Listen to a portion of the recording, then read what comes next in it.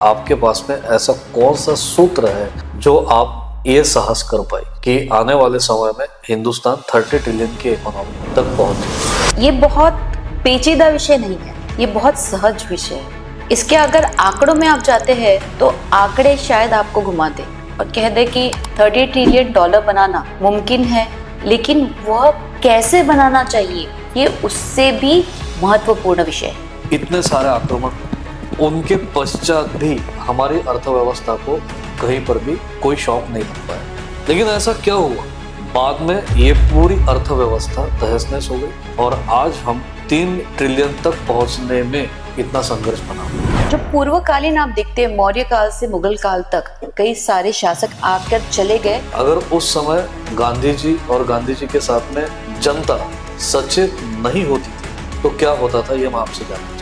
Mortality rate जो था मेरे ख्याल से 1900 के शतक में ये 22 तक पहुंच गया था। विदेशी को ठुकराने के कारण उस वक्त और एक बहुत इम्पोर्टेंट मैसेज हमारे भारतीयों ने दिया। तो चरखे पे साड़ी बनती थी, एक साड़ी बनाने के लिए करीबन 1 साल लगता था। तो एक साड़ी की कीमत आप सोचिए कितनी होगी। हमारे समाजात्मक अर्थव्यवस्था के जो निगड़ित लोग जिसमें अभी भी कार्यरत हैं, उनको अभी से 25% तक उसका लाभ मिला है। नमस्कार, मैं अभिषेक देशपांडे, आर्किटेक्ट और स्थपति, आपके सामने फिर से एक बहुत ही संवेदनशील विषय को लेकर आया हूं।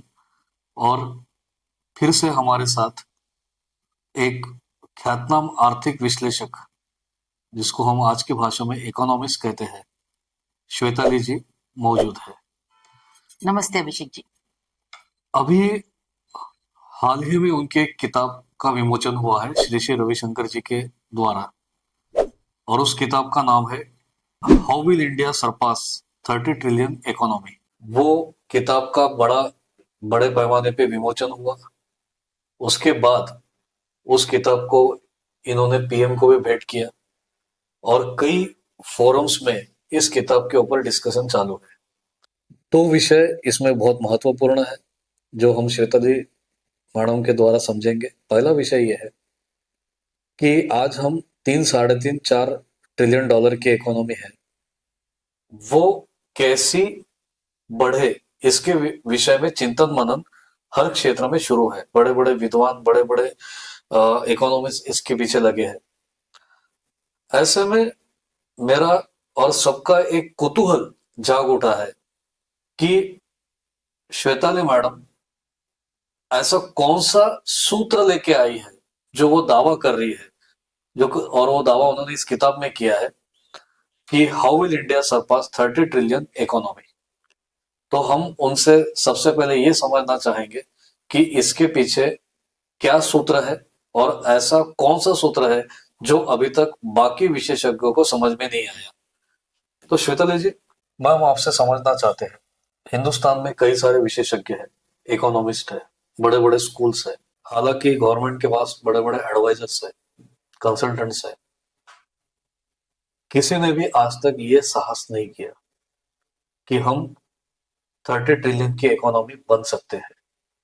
तो मैं आपसे ये समझना चाहता हूं कि आपके पास में ऐसा कौन सा सूत्र है जो आप ये साहस कर पाए कि आने वाले समय में हिंदुस्तान 30 ट्रिलियन की इकोनॉमी तक पहुंच जाएगा। ये बहुत पेचीदा विषय नहीं है, ये बहुत सहज विषय है। इसके अगर आंकड़ों में आप जाते हैं तो आंकड़े शायद आपको घुमा दे और कह दे कि 30 ट्रिलियन डॉलर बनाना मुमकिन है, लेकिन वह कैसे बनाना चाहिए ये उससे भी महत्वपूर्ण विषय है। जैसे हमारी वेस्टर्न इकोनॉमिक्स से हम चल रहे हैं, इसमें भी आप बहुत बड़े पैमाने में औद्योगिकरण करके जीडीपी को बढ़ाकर इस 30 ट्रिलियन डॉलर इकोनॉमी के तरफ पहुंच सकते हैं। चाहे तो आप छोटा सा एग्जाम्पल ले लीजिए, आज हमारे पास जो भी फॉरेस्ट अवेलेबल है, सारे पेड़ आप काट दीजिए, बेच दीजिए, आपके पास एक बड़ी मात्रा में लकड़ी हो जाएगी, उससे आप मैन्युफैक्चरिंग यूनिट बना दीजिए और बेच दीजिए, आपका जीडीपी तुरंत बढ़ जाएगा। बट ये क्या होना चाहिए, ये प्रश्न हमारे शासन को भी पूछते हैं हम तो वो भी मना करता है, और लोगों को भी पूछेंगे तो भी वो मना कर देगा। तो इसे ऑर्गेनिक वे से लेके जाना चाहिए या इनऑर्गेनिक वे से लेके जाना चाहिए? तो ये जो मैंने एग्जाम्पल दिया कि पेड़ बेच के हम जीडीपी बढ़ा सकते हैं, तो ये इनऑर्गेनिक है। औद्योगिकरण से जो हम बहुत बड़े पैमाने में जीडीपी बढ़ाने की कोशिश कर रहे हैं, ये भी इनऑर्गेनिक है, क्योंकि इसमें आती है कैपिटलिज्म और बहुत पूर्ण मात्रा में कंज्यूमरिज्म। इसका दूसरा बहुत महत्वपूर्ण मार्ग है, वो मार्ग है आप हमारे समाज के घटकों को समझे, उसे उनकी मान्यता दे। घटक क्या होते हैं? जो हम स्किल्स कहते हैं, जिसे हम आज डॉक्टर्स कहते हैं, इंजीनियर्स कहते हैं, चार्टर्ड अकाउंटेंट कहते हैं, आर्किटेक्ट्स कहते हैं, ऐसे ही घटक हमारे समाज के थे, और वो थे पहले के जमाने में, जिसे हम 12 बलूतेदार और 18 अलूतेदार शाही में बताते हैं। वो जात नहीं थी, वो जो थी वह थी उनकी स्किल्स। वो स्किल्स के वो नाम है सुतार। सुतार क्या बताते हैं आपको? कारपेंट्री हो गया, अगर आपको बोलते हैं कि ब्राह्मण, वो क्या बताता है? जो पूजा पाठ करता है। तो ये उनके कार्य है, ये उनकी समाज या जात नहीं है। तो इस समाज को हम किस तरीके स्किल्डफुली एक नई दिशा दे सकते हैं, यह मार्गक्रमण करने के लिए एक नई मिसाल हमको जो साबित करनी है, जो भारतीय अर्थशास्त्र ने, कौटिल्य नीति ने डाली है, इसके तरफ हम आप सबका ध्यान बटाना चाहते हैं, और इस ऑर्गेनिक ग्रोथ की तरफ लेके जाने का एक मैपिंग हम इस किताब के मार्फत लाने की कोशिश कर रहे हैं। मैडम, आपने जो मुद्दा कहा वो तो तत्वतः मान्य है सबको। ये भी कहा जाता है कि महाभारत के समय में जो उल्लेख है, उस समय पे भी ये बलूतेदार शाही और अलूतेदार शाही का उल्लेख उसमें मिलता है, या ना मैं द्वापर की बात करता हूँ जी। उसके पश्चात मौर्य काल में भी मौर्य आया काल में था। है। मैं एक आपसे जानना चाहता हूँ, बहुत बड़ा विषय के ऊपर हम बात करने जा रहे हैं। मौर्य के समय पे हमारे यहाँ पे सिकंदर का आक्रमण हुआ, जी। जिस सिकंदर ने 54 देश जीते। वो सिकंदर का कई वर्षों तक प्रभाव हमारे देश में भी रहा। वहां से सबसे पहले हमको यूरोप समझ में आया। उसके बाद हमारे यहाँ पे नादिर शाह तक बड़े बड़े आक्रमण हुए। मैं बड़े आक्रमण इसलिए कहूंगा क्योंकि उसने हिंदुस्तान की नींव हिला के रख दी। मठ मंदिरों को तोड़ा गया, कत्लेआम किया, यहाँ तक कि हमारे यहाँ पे जो महिलाएं थी उनको भी अपनी सुरक्षा हेतु जोहार करने पड़े। एक बहुत बड़ा रहस्य इसमें सामने आता है कि ऐसा होने के पश्चात भी जब अंग्रेज हमारे यहाँ पे आए, मैकॉले, लॉर्ड वेलेस्ली, उस समय पे भी हमारा जीडीपी पूरे वर्ल्ड में सबसे ज्यादा था। हमारी अर्थव्यवस्था 21.9 ट्रिलियन डॉलर तक पहुंच चुकी थी। तो मैं आपसे ये जानना चाहता हूं कि इतने सारे आक्रमण हुए, उनके पश्चात भी हमारी अर्थव्यवस्था को कहीं पर भी कोई शॉक नहीं लग पाया। लेकिन ऐसा क्या हुआ? बाद में ये पूरी अर्थव्यवस्था तहस नहस हो गई, और आज हम 3 ट्रिलियन तक पहुंचने में इतना संघर्ष बना। जो पूर्वकालीन आप देखते हैं, मौर्य काल से मुगल काल तक कई सारे शासक आकर चले गए, और उस वक्त जैसे हमने कहा कि जो समाजाभिमुख अर्थव्यवस्था थी वो जीवंत थी, और वो जीवित ऐसे तरीके से ये थी कि हर किसी को अपने फेस्टिवल इकोनॉमी की तरफ से, कल्चरल इकोनॉमी के कारण हर किसी को कार्य मिल रहा था और उसका दाम भी मिलता था। उस वक्त जो था 80% जो लोग थे ये कृषक थे, और 20% लोग ये अलग अलग समाज में सेवा दे रहे थे। इनको उनके काम के प्रति जो मूल भाव था वह मिल रहा था, और हर जनरेशन टू जनरेशन इनके स्किलफुली जो एजुकेशन सिस्टम थी वो निरंतर चल रही थी। तो स्किल्ड लेबर्स थे, स्किल्ड प्रोडक्ट्स थे, साथ ही में हमारा व्यापार ये जो अगर आप राष्ट्रीय उत्पादकता के हेतु अगर कंपेयर करें तो 1730 में भी हमारा कंट्रीब्यूशन था 23%, 1770 में ये 27% था, और अगर ये देखें तो 1913 में जब ब्रिटिश आए और मकाओले का जो आपने जिक्र किया, तो लॉर्ड मकाओले ने क्या किया, उन्होंने पूरा भारत भ्रमण किया और उनको दिखा कि पूरे भारत में उन्हें बेगर्स मिले नहीं, उनको चोर मिले नहीं, उनको दिखा कि इन लोगों की मॉरल वैल्यूज इतनी हाई है कि इसको तोड़ना बहुत मुश्किल है, इनकी एजुकेशन सिस्टम बहुत अच्छी है और ये स्किल बेस्ड इकोनॉमी चल रही है। तो सब में पहले उसने जो किया कि अगर हमको इनकी रीढ़ की हड्डी तोड़नी है, तो उन्होंने पार्लियामेंट में कहा था कि सब में पहले हमें इन लोगों की एजुकेशन सिस्टम तहस नहस करनी है। तो जैसे हम जानते हैं कि जितने भी एजुकेशनल इंस्टीट्यूशंस हमारे पास थे उनको पहले तोड़ दिया, महीनों जलते रहे हमारी एजुकेशनल सिस्टम के, जैसे नालंदा यूनिवर्सिटी है, हमारी तक्षशिला यूनिवर्सिटीज है, तो जब इनको जलाया गया तो 6-6 महीना ये जली हुई है। तो इतना हमारे पास साधन सामग्री थी, साथ ही में हमारे जो हेरिटेज है इसको उन्होंने तोड़ दिया, साथ ही में हमारे कल्चरल वैल्यूज को तोड़ दिया। और उस वक्त कैसा था कि कृषि के साथ साथ गृह उद्योग ये बहुत बड़े पैमाने पे थे। तो जैसे कृषि कालावधि निपटने के बाद महिलाएं और पुरुष अलग अलग गृह उद्योग में अपना समय व्यतीत करते थे और उससे अपना दिनचर्या और पैसा भी कमाते थे।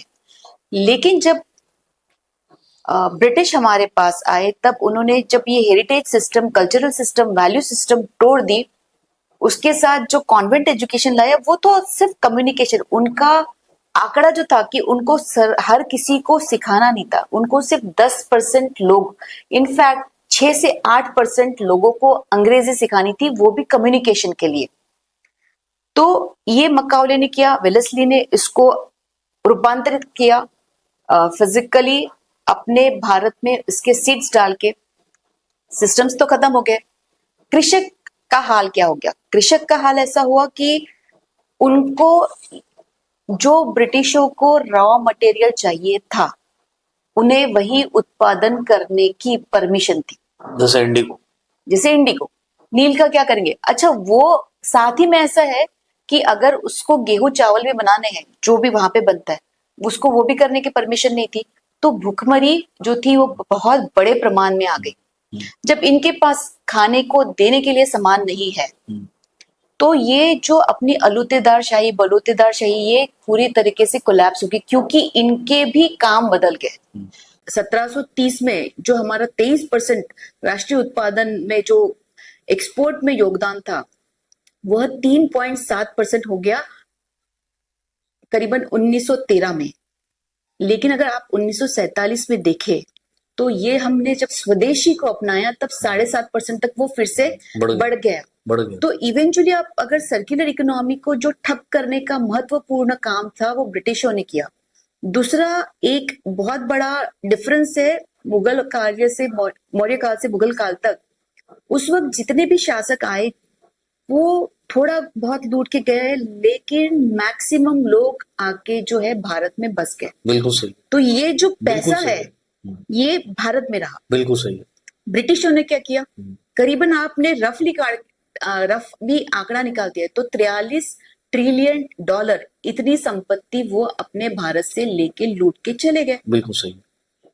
और टैक्सेस जो लगाए वो अलग, यानी अगर मैं एक्सपोर्ट करती हूँ, जब ब्रिटिश कालीन में जब एक्सपोर्ट करती हूँ तो मेरा टैक्स एक्सपोर्ट पे था 70 से 80%। बिल्कुल सही। तो आप बताए, तुम ना एक्सपोर्ट कर सकते, इंपोर्टेड गुड सस्ते हैं, हमारा लोक उद्योग पूरा, गृह उद्योग पूर्ण बंद है। तो मेरे ख्याल से हमारी उपजीविका पूर्णतः बंद करने का काम ब्रिटिशों ने किया। तो यह डिफरेंस है मौर्य काल से मुगल काल तक, ब्रिटिश काल तक, क्यों हमारा डिग्रेडेशन हुआ। आपने डिग्रेडेशन की बात अगर निकली है तो मैं इसमें और एक सवाल इसके साथ जोड़ना चाहता हूँ। क्यों महात्मा गांधी को आज के सिस्टम में महत्वपूर्ण योगदान मानते हैं? वो तो स्वदेशी के लिए है, दुनिया जानती है। ब्रिटिशों का जो अत्याचार था, खास करके इकोनॉमिकल, लेवल पे हिंदुस्तान के ऊपर में, क्योंकि वो सोच के आए थे कि उनको दरिद्री हिंदुस्तान को बनाना है। दरिद्री बनाना है या लूटना है, दरिद्री आदमी वैसे ही बन जाता है। तो यहां तक ब्रिटिश पहुंच गए कि हमारा 2 समय का निवाला भी वो छीनना चाहते थे, और इसलिए उन्होंने हमारे नमक के ऊपर के भी टैक्स लगा दिया। अगर उस समय गांधी जी और गांधी जी के साथ में जनता सचेत नहीं होती थी तो क्या होता था, ये मैं आपसे जानना चाहता भुखमरी की अपन फेमाइन्स का एक आंकड़ा हम बताना चाहेंगे। इसकी शुरुआत ऐसे करेंगे। मोर्टेलिटी रेट जो था, मेरे ख्याल से 1900 के शतक में ये 22 तक पहुंच गया था। यानी कि हमारा भारतीय की डेथ, जो आज हम 67 आंकड़ा बोलते कि 67 पे मेल और फीमेल का अलग है, तो उस वक्त ये 21 और 22 तक पहुंच गया था। यानी ब्रिटिश पॉलिसी इतनी विघातक थी कि हमारे पास खाने के लिए कुछ नहीं था, तो नमक चावल, नमक रोटी हमारा खाना था। हमारे पास जब खाने को कुछ नहीं, पहनने को कुछ नहीं, हमें हमारा जो आत्मबल था, जो सेल्फ रिस्पेक्ट था, इसको पूरा नकारा गया था। इस परिस्थिति में रहा अपना जो भारतीय है, इसके पास कोई दूसरा चारा नहीं था।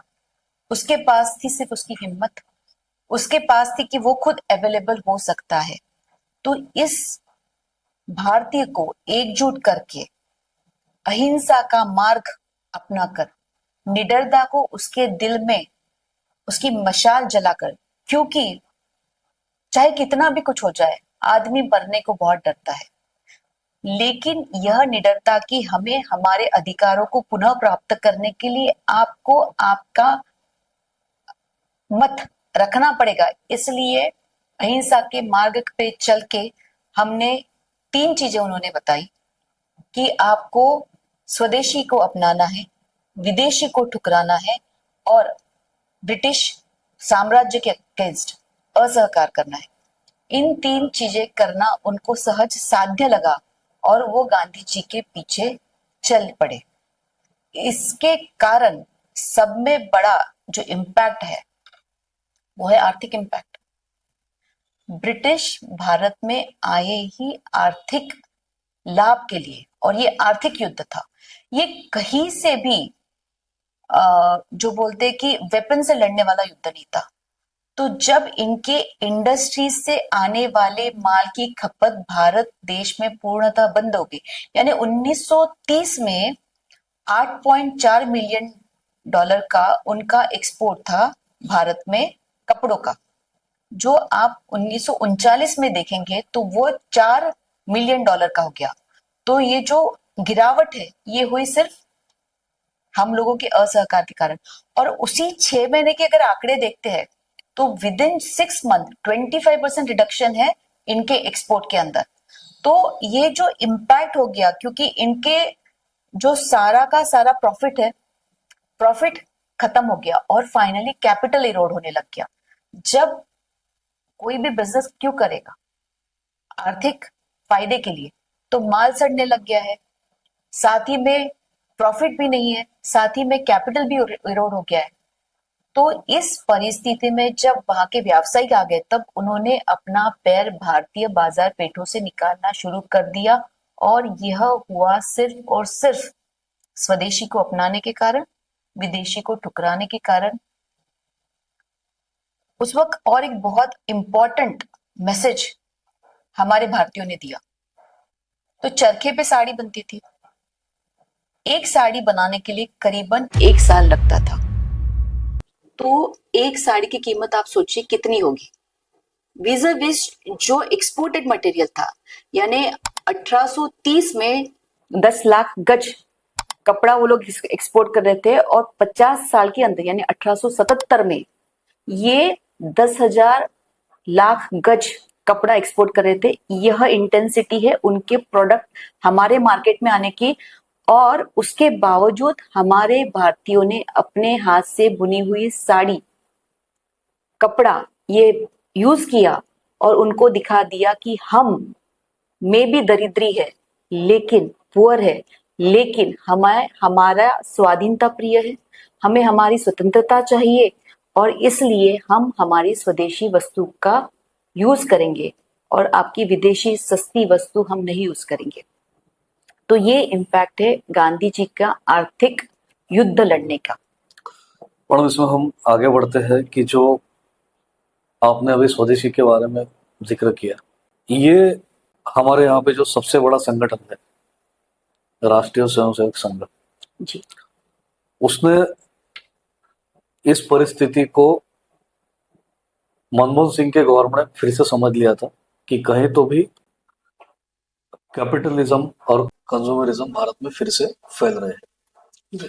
तो इस नाते संघ के बड़े जो नेता थे दत्तोपंत जी ठेंगड़ी, उन्होंने सरसंघ चालक के आदेश पे स्वदेशी जागरण मंच का स्थापना किया और रामलीला मैदान से 20 लाख लोगों के बीच में फिर से स्वदेशी की गूंज उठाई जो पूरे देश में गई।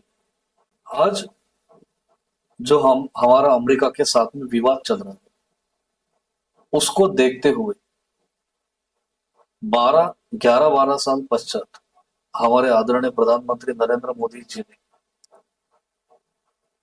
फिर से उस स्वदेशी का नारे को मजबूत करने को कहा और हमारे यहाँ के जो लोग हैं वो पूरी तरह से सुप्त राष्ट्रवाद से भरे हैं, ऐसा मैं मानता हूँ। उनके अंदर में राष्ट्रवाद है, बस ये है कि कोई जगाने वाला चाहिए। उस समय पे गांधी जी ने जगाया तो लोगों ने समर्थन दिया, देश आजाद हो गया। इस समय पे भी दत्तोपंत ठेंगड़ी जी के दिशा निर्देश पर हमारे आदरणीय प्रधानमंत्री जी ने वापस जागरूक करने का संकल्प लिया और वो संकल्प का जो एक मॉडल है जिसको हम पायलट मॉडल है, वो दिवाली में हमें नजर में आया। इस दिवाली का जो त्योहार सबसे बड़ा त्योहार होता है हिंदुस्तान में, उसके विषय में आप क्या कहेंगे? इसको अगर ट्रांजिशन में लेके जाना तो ये बहुत खूबसूरत है। तो स्वदेशी को अपनाना चाहिए, ये हर किसी को लगता है,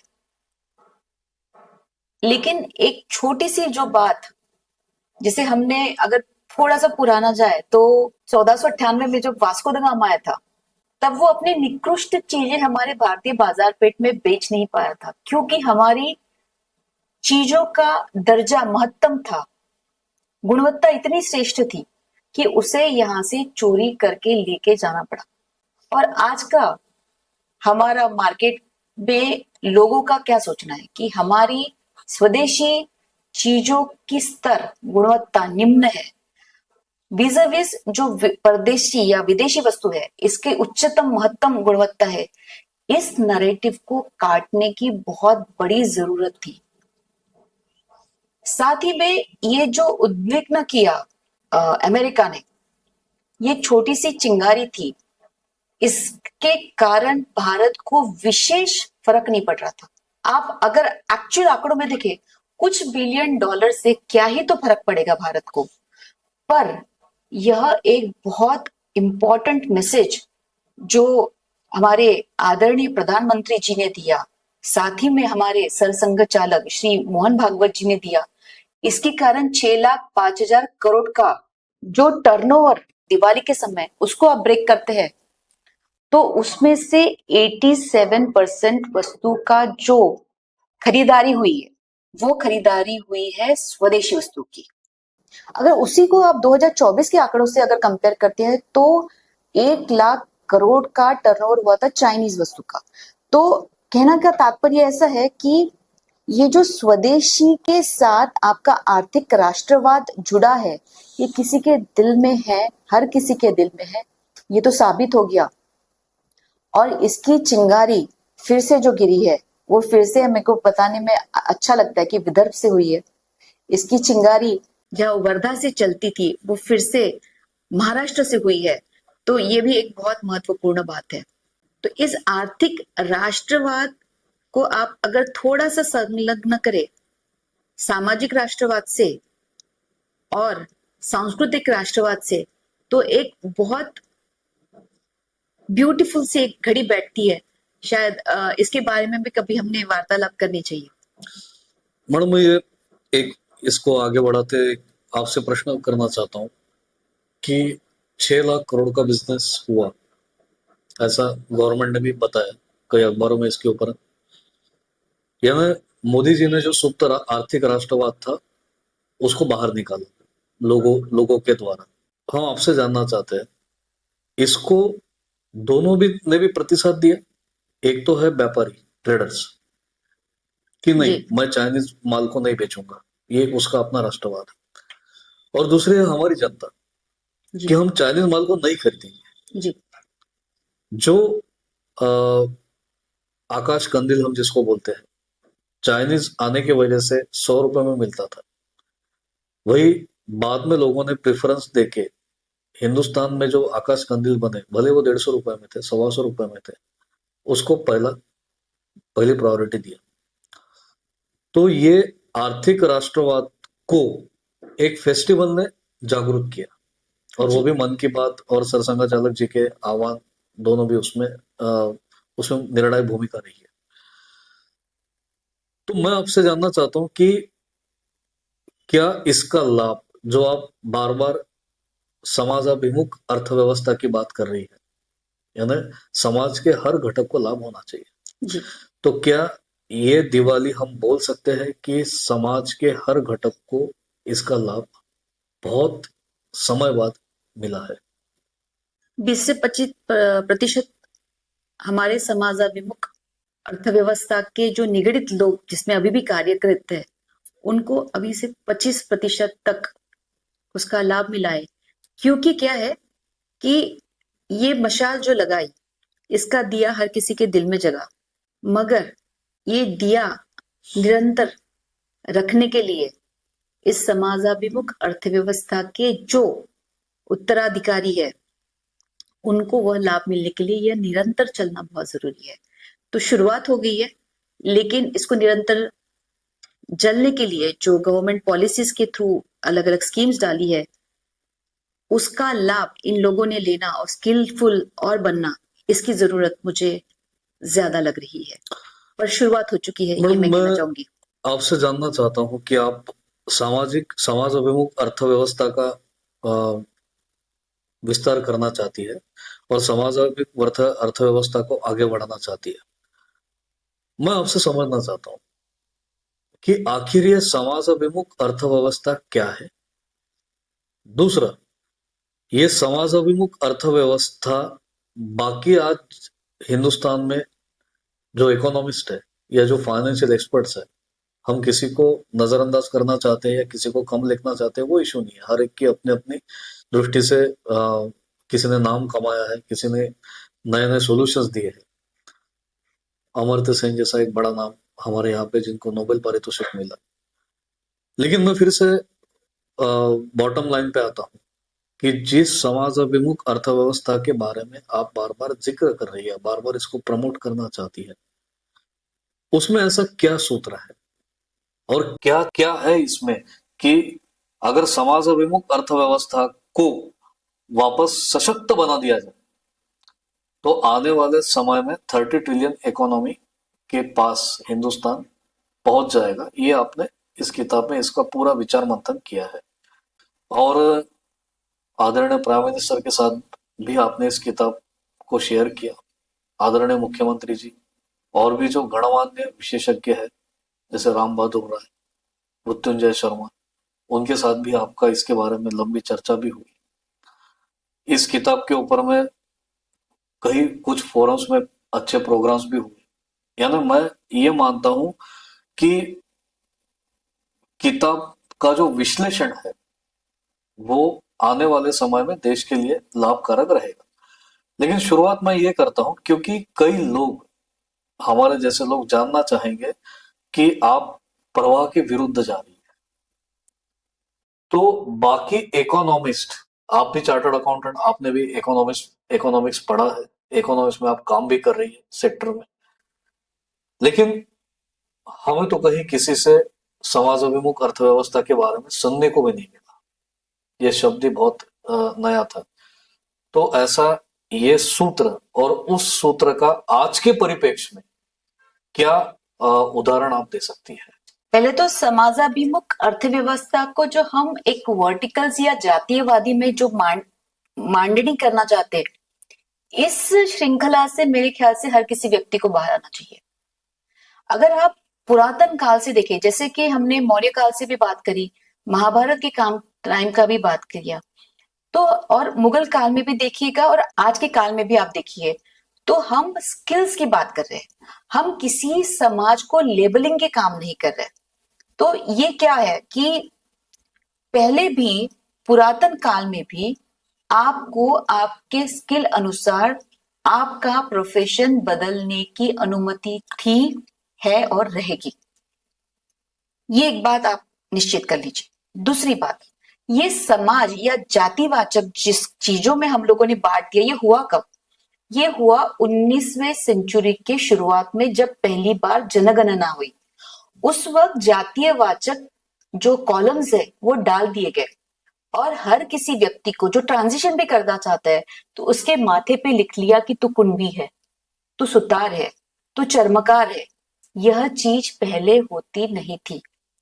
तो 1905 में तो फिर ये एकदम ही ब्लॉक हो गया जब वो पूरे सेंसस बाहर आ गए। तो ये समाज और समाजाभिमुख अर्थव्यवस्था जो बोलते हैं, तो ये समाजाभिमुख यानी आपकी स्किलफुल इकोनॉमी जो हम कहते हैं, जैसे आप आर्किटेक्ट है, मैं चार्टर्ड अकाउंटेंट हूँ, लेकिन आप ओरिजिनली जो भी कुछ समाज के है, मैं एक कृषक समाज से आती हूँ, लेकिन मैं कृषक समाज से निकल के आज मैं अकाउंटेंसी में आई हूँ। ठीक है, तो ये जो अधिकार मुझे आज है ये कल भी था। तो ये स्किल बेस्ड इकोनॉमी है। तो इसलिए अगर इसका कोई विरोध भी करना चाहते हैं तो पहले समझे कि ये हुआ क्यों। क्योंकि ये 1905 में जो जनगणना हुई, जो जाति निहाय की गई, इसके कारण इस हर लोगों में जो है समुदाय में लड़ाई स्थापित हुई कि आप इस समाज के, इस समाज के, इस समाज के हैं। तो ये एक बात है। दूसरी बात जो है कि स्किल्स को बढ़ाने के लिए जैसे गांधी जी ने शुरू की थी नई तालीम, एजुकेशन सिस्टम, जैसे हमने देखा कि मकाउले ने जो बताया कि हमारे एजुकेशन सिस्टम को तहस नहस कर दिया जाए तो हमारे स्किल्स आगे आगे बढ़ना बंद हो गए। दूसरा, जो हम एजुकेशन प्राप्त कर रहे थे उसका एप्लीकेशन नहीं है। आज मुझे बताते हुए कई बार बहुत दुख होता है कि काफी ग्रेजुएट, पोस्ट ग्रेजुएट, पीएचडी बच्चे हमारे पास जब इंटरव्यू के लिए आते हैं या हमारे पास काम करते हैं, तब हमें दिखता है कि उनको बेसिक स्किल्स नहीं आ रही है। सिर्फ पुस्तकीय ज्ञान आपको आपका काम पूर्ण तरह करने के लिए बनाता नहीं है, ना कि सिर्फ डेस्क जॉब आता है, इसके अलावा बहुत सारी स्किल्स है।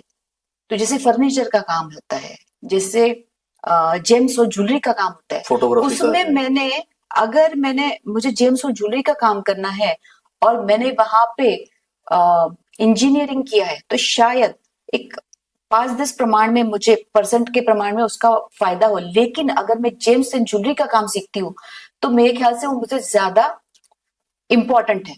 तो पहले तो मैंने आपका ये कि समाजाभिमुख अर्थव्यवस्था हैज नथिंग टू डू कि मैं किस कास्ट से हूँ। दूसरा, ये स्किल बेस्ड है। और तीसरा, उसके स्किल्स सीखने के लिए आपको वैसा एजुकेशन लेने की जरूरत है। तो आप अभी भी मानती है कि समाजाभिमुख अर्थव्यवस्था को अगर हम सशक्त करते हैं yes. तो निश्चित ही आने वाला समय 30 ट्रिलियन इकोनॉमी का बन के रहेगा। एक छोटा सा मजाकिया वार्ता बोलती हूँ कि जब भी कोई बच्चा पैदा होता है तो मराठी में कहते हैं कि बाळाचे पाय पाळण्यात दिसतात। हमारे यहाँ कई सारे टैलेंट शोज होते हैं और जिसमें हम सुनते हैं कि एक बच्चा जो गा रहा है या बहुत अच्छा डांस कर रहा है या कुछ पेंटिंग कर रहा है या फिर कोई तबला बजा रहा है, तो कहते हैं कि इसको तो कोई पहले से एजुकेशन दिया नहीं था, लेकिन ये इतना स्किलफुल क्या है। तो ये जो इनहेरिट करते हम लोग टैलेंट, ये बात साइंस भी मानती है। और जैसे अब कोई बार्बर शॉप में जाइए, जब मैंने इस विषय में काफी गहन अध्ययन स्टार्ट किया, तब कई बार मैंने मेरे बार्बर को पूछा कि आपने इस बार्बरी शॉप में काम करने का क्यों सोचे और उसके स्किल्स देखे, तो आप बाकियों के अगर कंपेयर करें तो जो नावी कम्युनिटी से है तो उन लोगों की स्किल्स बहुत जल्दी उन लोग सीख लेते हैं और वो काम बहुत स्किलफुली करते हैं। दूसरा एक एग्जांपल बताती हूँ कि साड़ी ड्रेपिंग का। साड़ी ड्रेपिंग में आजकल कुछ कुछ महिलाएं लाखों रुपए लेते हैं एक साड़ी ड्रेप करने के। अब इसमें भी एक स्किल होती है, ठीक है। तो ये जो स्किल्स के लिए ही पैसा मिलता है, स्किल से ही इकोनॉमी बढ़ती है, और जितनी आपकी स्किल अच्छी होगी उतना उसको टाइम कम लगता है और उसके बाद उसको उसका पे आउट भी मिलता है। तो इसलिए स्किल बेस्ड इकोनॉमी को ही मद्देनजर रखते हुए भारत सरकार ने स्किल इंडिया ये स्कीम्स लाई है। इन स्कीम्स को बढ़ावा देने के लिए हर एक व्यक्ति को पैसा भी मिलना चाहिए, तो मुद्रा लोन, विश्वकर्मा लोन, ऐसे कई सारी लोन्स की स्कीम्स भी लाई है जिससे यह व्यक्ति सशक्त बने, इंडिपेंडेंट बने और एंटरप्रेन्योर बने, ना कि ये एक कोई जॉब में अटका रहे। तो मेरे ख्याल से ये बहुत रिलेवेंट मैं एग्जाम्पल से कि स्किल से ही आपके काम की वैल्यू बढ़ती है, इसलिए एकेडमिक्स एक है और स्किल्स एक है। मैडम, जो मैकेले पद्धति थी उसके ऊपर ब्लेमिंग करते कि इन्होंने बाबू बनाने की शिक्षण पद्धति को आगे बढ़ाया, बिल्कुल क्लरिकल सिस्टम को, और ज्यादा से ज्यादा आज जो शिक्षा पद्धति है, आपने जो स्किल सेट की बात की, हमारे लिए बहुत दुर्भाग्य की बात है कि एक डाटा आया था कि मंत्रालय में जो शिलेदार की पोजीशन होती है, यानी जो गवर्नर के बगल में, सीएम के बगल में खड़ा रहता है सिर्फ, उसके लिए भी कई पीएचडी धारकों के एप्लीकेशन आए थे। सही बात। ये हमारे लिए बहुत चौंकाने वाली बात है, और अभी भी हम सजग नहीं हो रहे हैं हमारी शिक्षा प्रणाली के लिए कि सही में ये कितनी कारगर है कि नहीं कारगर है।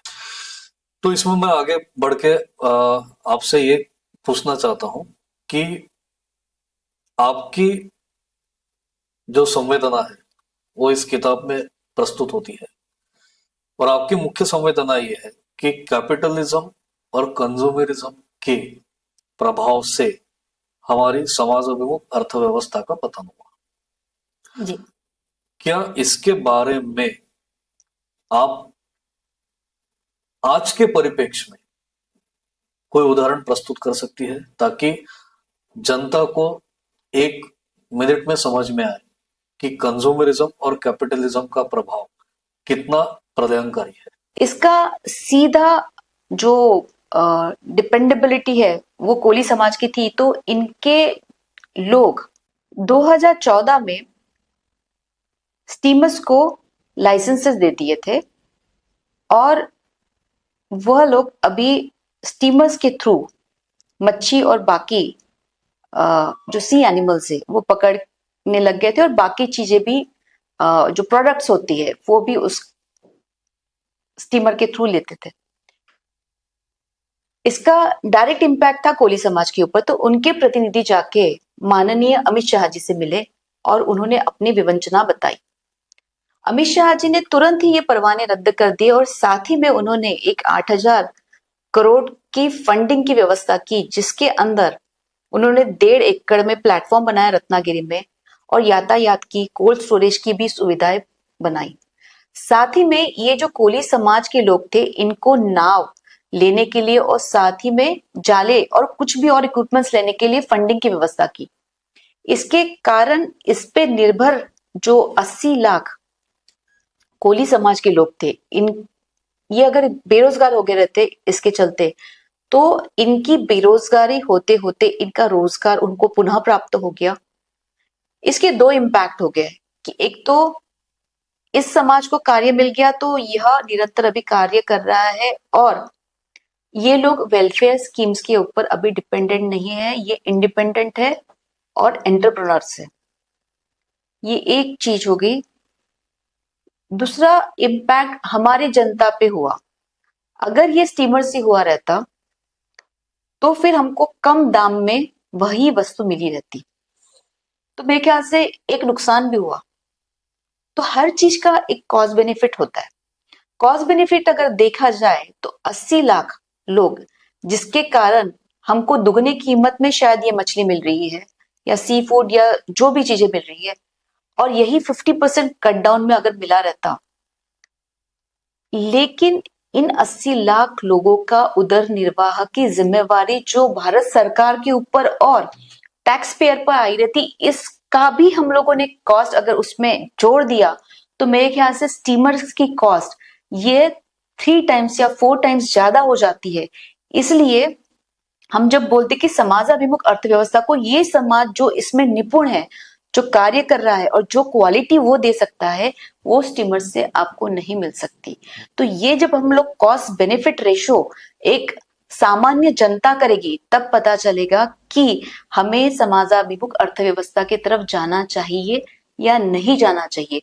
क्योंकि एक महत्वपूर्ण बात जो हमारे भारतीय इकोनॉमिक्स में लिखी है वो है नीड वर्सेस ग्रीड। हमारी नीड कितनी है और हमारी ग्रीड कितनी है। हमारी ग्रीड इतनी ज्यादा है और हमारी नीड इतनी सी है, यह चीज हर एक व्यक्ति समझा है कोविड काल में। बिल्कुल सही है, सही है, और आप सही है। कोई भी डिसीजन लेते टाइम एक बार सोच लेना कि कोविड काल में मेरी जरूरत कितनी थी और मुझे कितना मिलना चाहिए और मैं इस चीज का क्या करूंगा।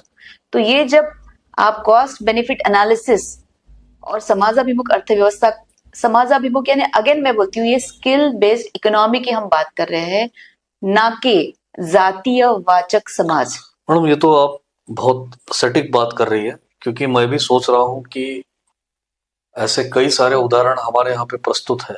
जो आपने उदाहरण दिया वो तो इस 2014 के परिप्रेक्ष्य में है, लेकिन कई सारे समाज आज भी जो अंग्रेजों की भांडवलशाही की नीति थी उसके बलि चढ़ गए।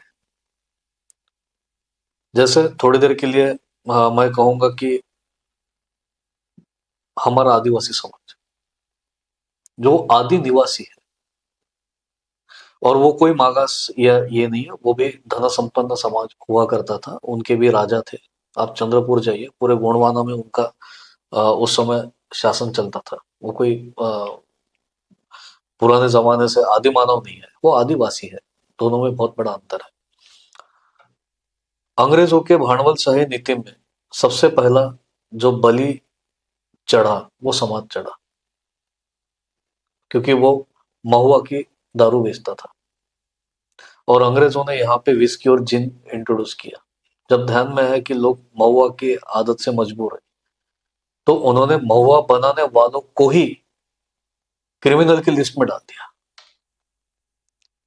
और दुर्भाग्यवश 75 साल होने के पश्चात भी, जहां पे हम आज अमृत महोत्सव की तैयारी कर रहे हैं, आज भी वो पूरा समाज क्रिमिनल लिस्ट में ही काम कर रहा है।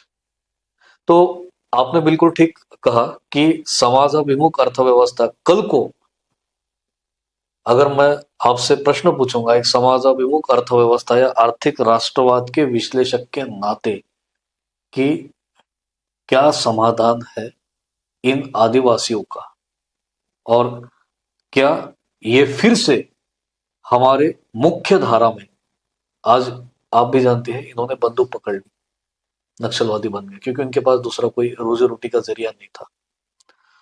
और जो हुनर, जो कला उनमें है, ऐसी कई सारे कलाएं उनमें है, जड़ी बूटी बनाना, दवाई ये करना, क्योंकि हमारा जो आयुर्वेद का सिस्टम है वो तो आता जंगलों से ही है, वो तो कोई जमीन के अंदर तो नहीं होता। तो इनके पास ये सारी कलाएं थी।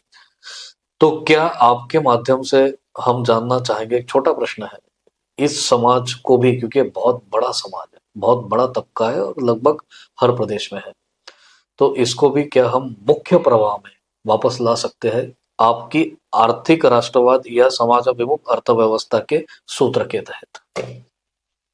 एक हाल ही में एग्जाम्पल हुआ था, अमेरिका में हल्दी के लिए पेटेंट के लिए रजिस्ट्रेशन एप्लीकेशन हुई थी और जिसके ऊपर भारतीय साइंटिस्ट ने अपना विरोध जताया था कि हम तो हल्दी कई सालों से, कई पीढ़ियों से, साल पीढ़ियां, शतक दर शतक से हम लोग यूज कर रहे हैं और उसमें की एंटीसेप्टिक गुण के साथ साथ कई सारी विशेषताएं हमको पता है। प्रॉब्लम यह है कि हमारे पास जो ज्ञान है वो कहीं पे लिखा नहीं है और उसको अपन ने पेटेंटेड नहीं किया है। ये जो आदिवासी लोग हैं इनके पास बहुत विस्तृत प्रमाण में ज्ञान है जो कहीं पे भी पेटेंटेड किया नहीं है।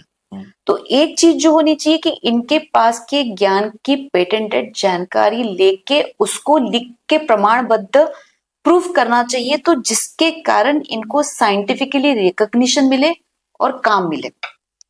दूसरा, वो प्रोडक्ट बनके वो जो मार्केट में आएगा वो अलग हो गया। साथ ही में जब हम सोचते कि तुरंत में हम लोगों ने देखा है कि ताड़ी में बहुत सारी विशेष गुणधर्म होते हैं और इसके बहुत सारे उपाय हैं, तो हमने कई सारे ऐसे केमिकल्स यूज कर रहे हैं विविध जो हमारे ऊपर आजार होते हैं उसको ट्रीट करने के लिए। उसी तरह ये ताड़ी भी वहां पे यूज कर सकते, इसका भी हम लोगों ने देखना चाहिए। और जो भी कार्य में उसको, जैसे अभी शिवराज सिंह चौहान जी ने वहां पे जो मद्य बनाते हैं आदिवासी लोग, इसको लीगलाइज कर दिया, भोपाल में कर दिया। उसी तरह हमने भी इस विषय में एक रुचि लेकर कार्य शुरू करने की भी एक कोशिश करनी चाहिए जिससे इनको तुरंत ही काम मिले। एकेडमिक्स के लिए मैं बहुत ज्यादा क्यों फोर्स नहीं कर रही ऐसा आपको एक लगेगा, जो क्वेश्चन मेरे दिमाग में भी है, चूंकि परपिचुअली आपकी जैसे जनरेशन टू जनरेशन बढ़ती है वैसे ही आपने अगर किसी को बोल दिया कि ये आप तुरंत सीख जाओ, ऐसा नहीं होता है। नहीं होता है, समय लगता है उसके लिए। हर चीज को समय लगता है, समय लगेगा और लगते रहेगा। जिसको जिसको जो जो विषय में रुचि है उस विषय में रुचि लेकर वो आगे बढ़े। और जो एक बड़ा समाज है, क्योंकि एकेडमिक्स में पूर्ण समाज को आज मेरे ख्याल से हर किसी को अधिकार है शिक्षण लेने का, बिल्कुल।